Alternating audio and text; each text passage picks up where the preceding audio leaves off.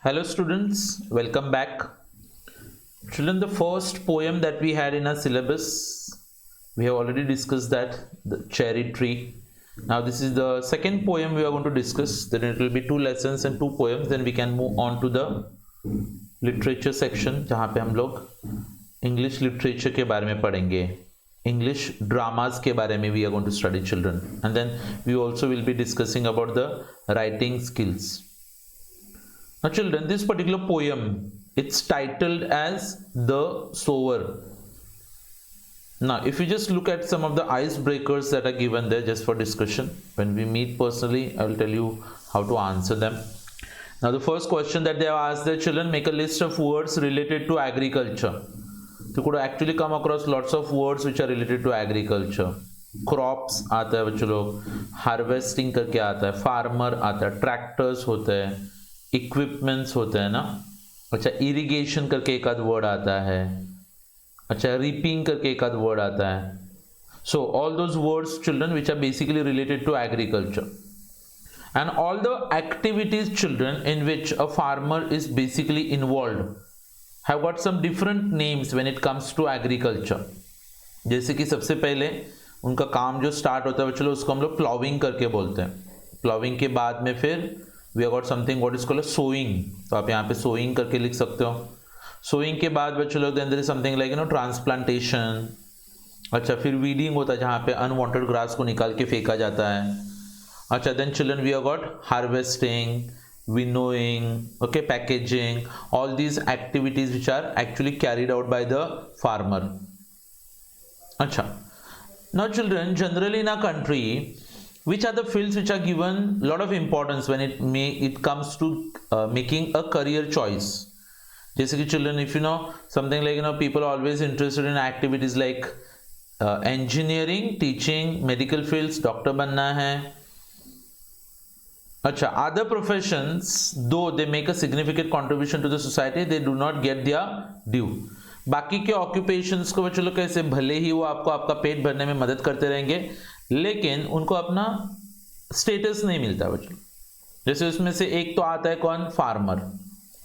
Farmer का main problem आप सबको पता है बच्चों लोग कि उसका जो प्रॉफिट होता है फिर उसका जो इनकम होता है, इट इज हाईली अनप्रेडिक्टेबल. कि किसी साल बारिश हो गई तो okay, he might be able to earn something. अच्छा, किसी साल बारिश नहीं हुई तो प्रॉब्लम, किसी साल ज़्यादा बारिश हो गई तो प्रॉब्लम. और rains children are basically unpredictable. अच्छा, then we also have got those conservancy workers ना. बेसिकली उनका क्या होता है बच्चों लोग कि like if they find a job okay, otherwise children they will be basically unemployed most of the times. अच्छा, और भी बहुत सारे लोग आते हैं children. It could be like rag pickers होते हैं. अच्छा, children we also got some sanitary workers जो बहुत ही मतलब गटर्स वगैरह साफ करने का काम करते हैं. उनको हेल्थ इश्यूज फेस करते हैं ना वो लोग. Yes, at the same time children we could also have tenants. Tenants मतलब कौन, जो दूसरे के खेत में काम करने वाले लोग होते हैं वो.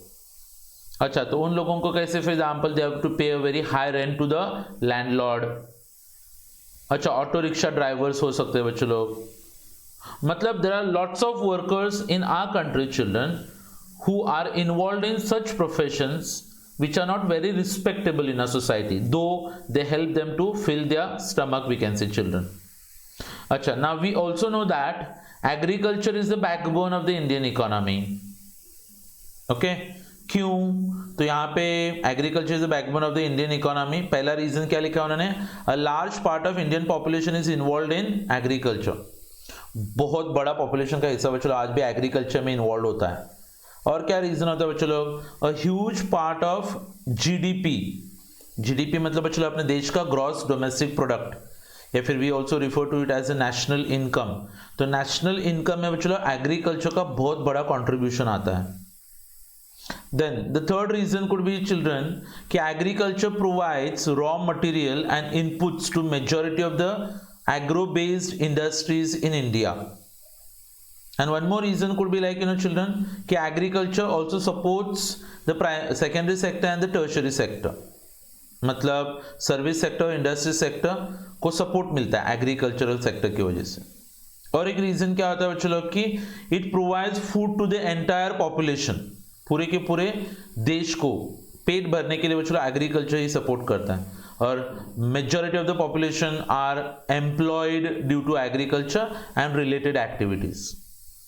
अच्छा, अभी क्योंकि हम लोग सिर्फ एग्रीकल्चर के बारे में बात कर रहे हैं, so by now children you must have got an idea कि लाइक इस पोएम में हम लोग क्या पढ़ने वाले हैं। So before we start with the poem, let us acquaint ourselves with the writer or the poet।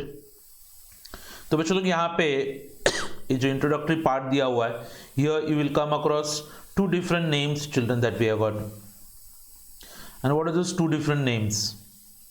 एक लिखा हुआ है बच्चों लोग Victor Hugo, and then we have got Torulata Dutt. So one is the poet and another one is the translator। So Victor Hugo के बारे में children what can we know about him? So he was a poet, एक novelist थे, dramatist भी थे बच्चों of the 19th century। Okay, and he is a very famous among the French romantic writers। Romantic मतलब बच्चों लोग वो romance नहीं जो आप इमेजिन करते हो। Okay, it has got a different meaning.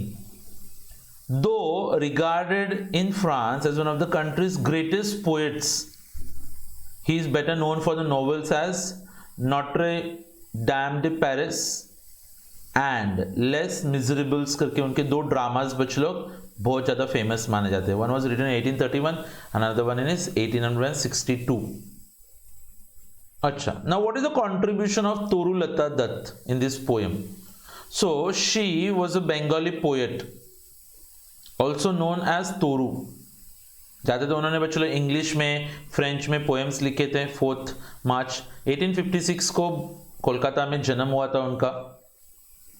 अच्छा, and she is the first Indian poetess to write verses in English and French।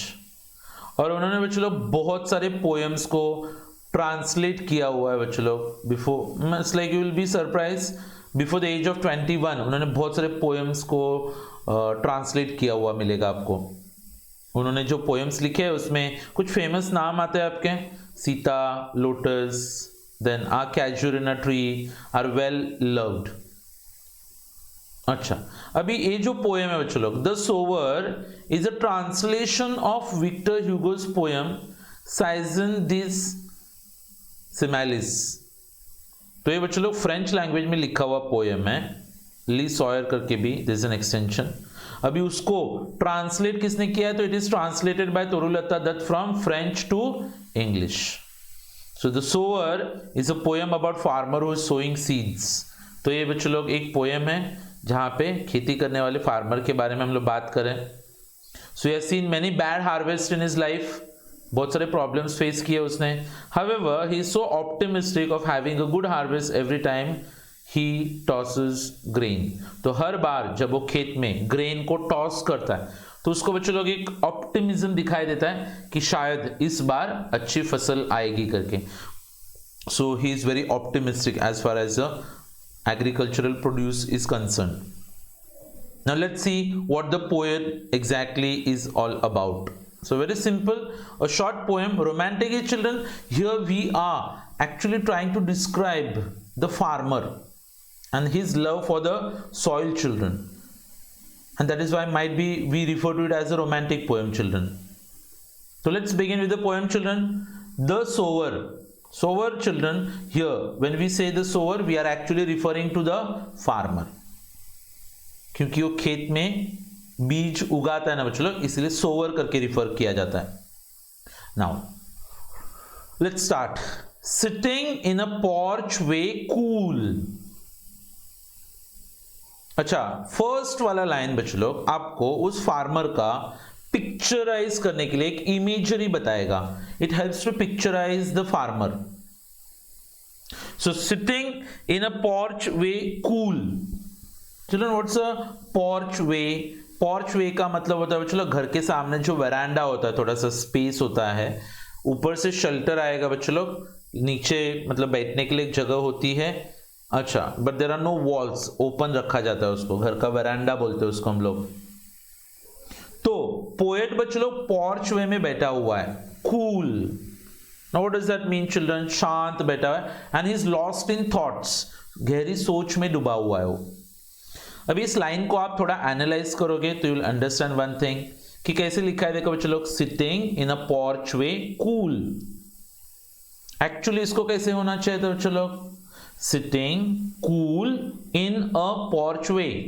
Now you know children, the last lecture that I connected with you was about the figures of speech. और फिर figures of speech में एक figure of speech होता है बच्चों लोग जिसको हम लोग बोलते हैं इन्वर्जन। इन्वर्जन में हम लोग क्या करते हैं, पोएटिक ऑर्डर चेंज किया जाता है ना, जो ग्रामेटिकली इनकरेक्ट होता है। So here children the sentence का order is incorrect, the correct order is sitting cool in a porch way. अच्छा, sunlight I see dying fast. अभी वहां पे बैठे बैठे वो ऑब्जर्व कर रहा है कि सनलाइट इज डाइंग। डाइंग ये word here actually means children what, disappearing, vanishing, गायब होते जा रहा है, क्योंकि सूरज डूबने जा रहा है तो सनलाइट गायब होते जा रहा है। लेकिन did you notice one thing children, कि sunlight is I see dying fast, कि मैं देख सकता हूं कि सूरज की किरणें मतलब मर रही है। अभी सूरज की किरणों को बच्चों हमने यहाँ पे मरने का ह्यूमन क्वालिटी दे दिया है। So it's an example of what's known as an personification. क्या बोलने का इसको, personification. Sunlight is given the human quality to die. So sunlight I see dying fast. ये भी, इसमें भी बच्चों आपको एक inversion मिलेगा, I see sunlight dying fast. अच्छा, मतलब वो अपने पोर्च वे में बैठा हुआ, शांत बैठा हुआ है, very cool children, and he notices, he sees that slowly the sunlight is disappearing. मतलब बच्चों लोग इट इज डस्क। अच्छा, twilight hastes on to rule. Twilight ये वर्ड का मतलब क्या होता है बच्चों लोग, इवनिंग, मतलब रात बोल सकते हो उसको हम लोग। अभी अंधेरा होने वाला है, ऐसा लगता है कि अभी जैसे सनलाइट मर जाएगा तो यहां पे अंधेरे का राज होगा। तो उधर लिखा है देखो, twilight hastens. Hastens word children actually means hurries, घाई गड़बड़ी में वहां पे अंधेरा अपना राज करने के लिए आता है ना, मतलब हुकूमत चलाने के लिए। Hastens to rule. Again children, twilight is given the human quality to rule someone. It's an example of a personification. अभी तीनों लाइंस को कंबाइन करके देखते हैं। Poet is sitting on his porch way. How is he sitting children, very cool. अच्छा, what does he observe there, he observes that sunlight has started dying, and he also observes that the darkness is spreading, and after for few hours the darkness is going to rule this world. और जैसे वो sunset होता है ना बच्चों लोग, तो sunlight जैसे गायब होता है तो वो अंधेरे को आने को बहुत घाई रहती है, इसलिए कौन सा वर्ड यूज किया गया बच्चों लोग, hastens. Now working hours have well nigh past, मतलब काम करने के जो वक्त था, काम करने का वक्त वो ऑलमोस्ट खत्म हो चुका है। Working hours means the time when you work have well नाई। वेल नाई means children almost past. Past means over, तो काम करने का वक्त हो गया। Children, when a farmer is working in the field, how does he know that it's time for him to go home? He doesn't wear a watch, घड़ी नहीं पहनता है वो। तो सूरज की करने से, जैसे फॉर एग्जांपल कि लाइक अंधेरा होना चालू होता है और सनसेट होना चालू होता है, ही नोज कि लाइक अभी काम का वक्त खत्म हो चुका है, अभी मुझे घर जाना पड़ेगा। And shadows run across the lands. Shadows मतलब बच्चों लोग यहाँ पे obviously children we are referring to darkness. तो डार्कनेस बच्चों लोग, जैसे जैसे सूरज सेट होता है आप देखोगे फटाफट से वो अंधेरा भागते भागते पूरे अर्थ को ही कवर कर लेता है ना। So shadows run across the lands. Children, who is running here? Shadows. So shadows are given the human quality to run or human capability to run, and that is why children this is an example of personification. कहां पे shadows भाग रहे हैं बच्चों लोग, जमीन पे, across the lands. But a sower lingers still. लेकिन एक फार्मर की बात करोगे, एक किसान की बात करोगे आप, then you will suddenly notice that though it is started becoming dark, he is still lingering in his field. linger का मतलब क्या होता है बच्चों लोग, to remain there, okay, to keep on working, like hanging around. तो चलो starting के बच्चों लोग ये जो 6 लाइन्स हमने देखे थे उसमें हमने पूरा का पूरा पिक्चराइज किया बच्चों लोग कि किस तरीके से पोएट अपने पॉच वे में बैठा हुआ था। ऑब्वियसली वो फार्मर होगा ना बच्चों लोग, क्योंकि आपको पता है उस बेचारे के पास पॉर्च वे जैसा घर नहीं होता है। फिर सनलाइट इज ऑलमोस्ट डेड। अच्छा, अंधेरा यहाँ पे राज करने के लिए आ रहा है, काम करने का वक्त खत्म हो चुका है। अच्छा, जो अंधेरा है वो भागते जा रहा है लैंड्स के ऊपर, और ये सबके बीचों बीच वो जो किसान है वो अभी भी काम कर रहा है, कहाँ पे? खेत में। So but a sower lingers still.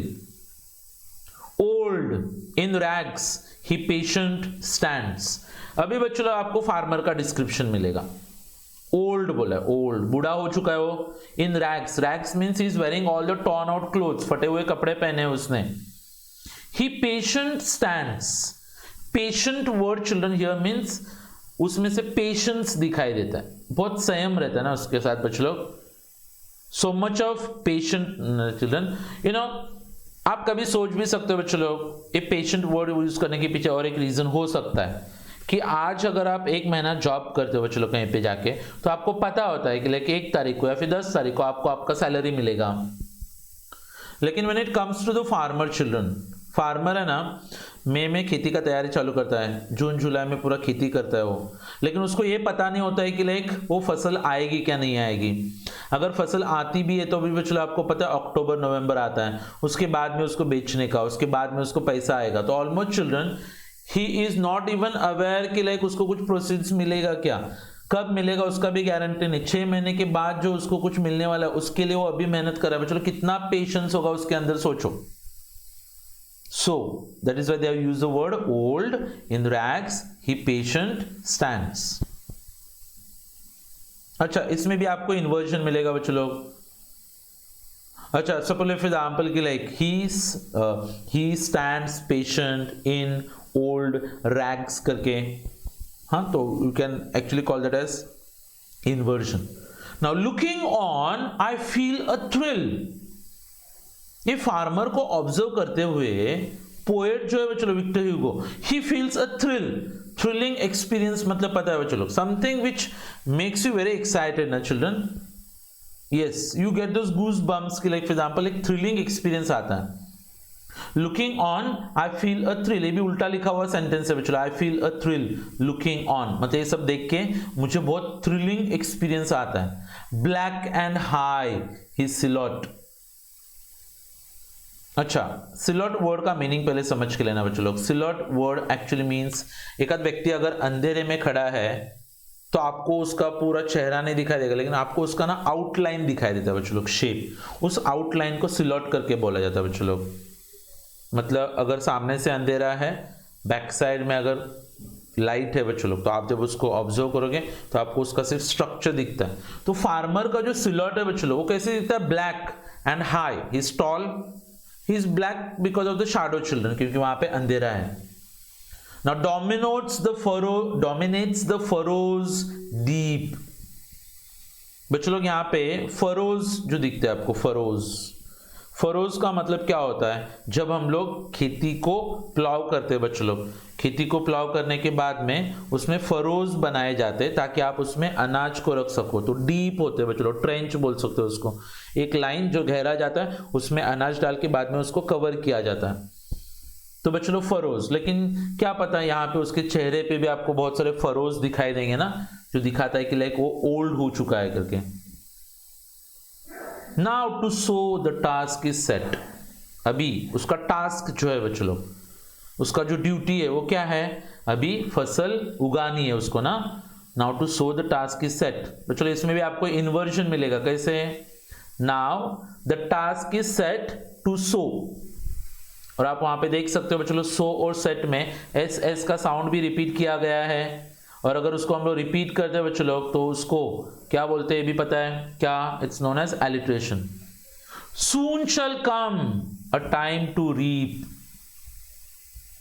क्या बोला है? Soon shall come a time to reap. ये भी बच्चों लोग इन्वर्जन है। ये कैसे होता है पता है? Soon a time shall come to reap. Children that's an example of inversion. बच्चों यहां पे एस और एस रिपीट हो रहा है, सून और शाल, तो it's an example of alliteration. मतलब अभी वक्त हो चुका है कि लाइक अनाज बोने का है उसको ना, और कुछ ही समय में एक वक्त आएगा जब उसको वो फसल निकालनी रहेगी। फसल खेत में से निकालने का चलो जो पूरा प्रोसेस होता है उसको हम लोग क्या बोलते हैं, रीप करके बोलते हैं, रीप। तो वक्त आएगा जब उसको हार्वेस्टिंग करना पड़ेगा। Marches he along the plain, वो मार्च करते जा रहा है बच्चों, चलते जा रहा है अपने काम के लिए। वो प्लेन जमीन जो रहता है ना बच्चों, उसके ऊपर से चलते जाता है। ही कीप्स ऑन वॉचिंग और he keeps on walking, he doesn't stop children. To and fro, to and fro मतलब आगे पीछे जाते रहता है, आगे जाने का वापस आने का, और आगे जाने का और पीछे आने का। And scatters wide from his hands the precious grain. बच्चों लोग कौन सा एक्टिविटी आपको यहां से पता चल रहा है? It's an activity of sowing the seeds in the field. आपने देखा रहेगा उनके हाथ में एक छोटा सा बास्केट रहता है, उसमें ग्रेन्स होते हैं, फिर वो लेते हैं और फिर आगे पीछे जाके बच्चों लोग उनको स्कैटर किया जाता है। प्रेशियस ग्रेन, कभी आपने सोना लाइक देखा रहेगा, सोने से कंपेयर किया जाता है ना फसल को, मेरे देश की धरती सोना उगले। Now that gold actually doesn't mean gold, but we are referring to the grains, children. They are very precious because they are everything to him and they are everything to the world also, children. So कैसे एक link है देखो बच्चों लोग, वो मार्च करता है बच्चों लोग प्लेन के ऊपर, टू एंड फ्रो, आगे और पीछे, और अपने हाथ में से वो प्रेशियस ग्रेन बच्चों लोग स्कैटर करते जाता है। सो ये लिंक आता है, marches he along the plain to and fro and scatters wide from his hands the precious grain. इसमें उल्टा लिखा है देखो बच्चों लोग, क्या? Scatters the precious grain from his hands wide. If he scatters wide the precious grain from his hands, ये आगे पीछे लिखा हुआ सेंटेंस मिलेगा आपको यहाँ पे। Then children, अच्छा अब ये पूरा का पूरा ऑब्जर्वेशन करने के बाद में फाइनली वी सी कि लाइक पोएट का क्या रिएक्शन रहता है सबको देख के। Muse I as I see him stride, और इस फार्मर को इतना स्ट्राइड करते हुए देखते हुए, अपने काम में बिजी हुए देखते हुए, या फिर उसको चलते हुए देखता है विथ लॉन्ग स्टेप्स। स्ट्राइड का मतलब होता है चिल्ड्रन लंबे स्टेप्स के साथ चलना। म्यूज आई, म्यूज मतलब चलो क्या होता है कि लाइक मैं गहरी सोच में डूब जाता हूं, I am lost in some deep thoughts, I am reflecting, सोच रहा हो चलो, मेडिटेट कर रहा है, तो मैं सोच में गिर जाता हूं जब मैं उसको ऐसे लंबे स्टेप्स के साथ चलते हुए देखता हूं। So muse I as I see him stride. कौन सा वर्ड रिपीट हो रहा है बच्चों इस लाइन में? I. So that's an example of repetition. क्या बोलते हैं इसको? रेपिटिशन। डार्कनेस डीपन्स, अंधेरा और भी घना होते जा रहा है। अच्छा सपोज फॉर एग्जाम्पल के लिए डार्कनेस डीपन्स, बच्चों डी और डी का साउंड रिपीट हो गया, that's an example of alliteration. Fades the light, darkness और ज्यादा डीप होते जा रहा है और लाइट बच्चों फेड होते जा रहा है। फेड होना मतलब यहाँ पे डिसअपियर होना बच्चों लोग, तो लाइट गायब होते जा रहे हैं और अंधेरा गहरा होते जा रहा है बच्चों लोग। Now his gestures to mine eyes are august and strange, his height seems to touch the starry skies. तो फाइनली चिल्ड्रन पोएट के मन में इस फार्मर के बारे में क्या पिक्चर आता है, क्या स्टेटस है उसका? तो क्या बोलता है? Now he gestures to mine eyes, यानी फार्मर जो काम करता है उसके जो जेस्चर्स है, उसके जो एक्शंस है, वो मेरी आंखों में क्या है बच्चों? तो दे आर ऑगस्ट। मेरी आंखों में फार्मर का काम यानी ऑगस्ट है। Children what is August? August का मतलब होता है बच्चों वेरी नोबल, डिग्निफाइड, रिस्पेक्टफुल, मतलब जो आपको इंप्रेस करके जाता है ना बच्चों लोग, एकदम हाईएस्ट, वैसी चीजों को हम लोग ऑगस्ट बोलते हैं। सो ये फार्मर पोएट की नजर में बच्चों उसका काम क्या है? ऑगस्ट है, ऐसा बोलते हैं। और स्ट्रेंज भी है, क्योंकि फार्मर को आप किसी और के साथ कंपेयर करोगे तो आपको पता चलेगा उसके जितना पेशेंट इंसान आपको मिलेगा नहीं बच्चों लोग। और his height seems to touch the starry skies, उसका हाइट कितना भी हो, लेकिन आज जब आप उसको देखेंगे तो आपको पता चलेगा कि उसकी जो ऊंचाई है ना फार्मर की हाइट, वो आसमान को छू रही है, because he is the greatest person who feeds the entire world. Last के लाइन में बच्चों आपको दिखेगा तीन बार एस का साउंड रिपीट हो रहा है बच्चों लोग, that seems, starry and skies. That's an example of alliteration children, we can say. ठीक है, तो उसका हाइट इतना है कि वो स्काईज को छू लेता है, हाइपरबोल बोल सकते हो उसको, ओवर स्टेटमेंट दिया है। हाइट कितना भी बड़ा हो बच्चों लोगों, आसमान को नहीं छूता है, लेकिन यहाँ पे हमने बोला है कि like he is simply great in the eyes of the poet. तो विक्टर ह्यूगो को लगता है बच्चों लोग कि like there is no person as great as a farmer because of his patience, because the way he keeps on toiling in his soil without expecting anything, और उसको confirm पता भी नहीं होता बच्चों लोग कि उसको कुछ मिलने वाला है कि नहीं मिलने वाला है। So, here children, we conclude that the poem is talking about the greatness of the farmer. और फार्मर का ये जो कंट्रीब्यूशन होता है बच्चों लोग इस दुनिया को मतलब फीड करने में, वो हम लोग इग्नोर नहीं कर सकते, and we always speak about that. So this poem actually is dedicated to the greatest personality children who are ignored in our country or might be throughout the world, that is the farmer. So hope so you understood the summary of the poem children. ठीक है, so हमने already cherry tree वाला poem पढ़ा था, और ये second वाला poem मैंने आपको पढ़ाया हुआ है, इसका नाम क्या है, द सोवर। नेक्स्ट लेक्चर में मैं आपको राइटिंग स्किल्स का बच्चों लोग एक्सपांशन ऑफ आइडियाज के बारे में बताऊंगा। So this how we will be moving ahead with the portion. So बच्चों एग्जाम्स हो ना हो, लेकिन आप थोड़ा टच में रहना स्टडीज़ के, क्योंकि भले इस साल नहीं तो अगले साल, for example whenever you have to attempt for exams, ये सब आपको काम आएगा। ठीक है, बाद में देख लूँगा ऐसा बोल के इग्नोर करते मत रहना। Keep a bit of touch with the studies children. Okay then, that's all for today. Bye everyone, take care, see you in the next lecture.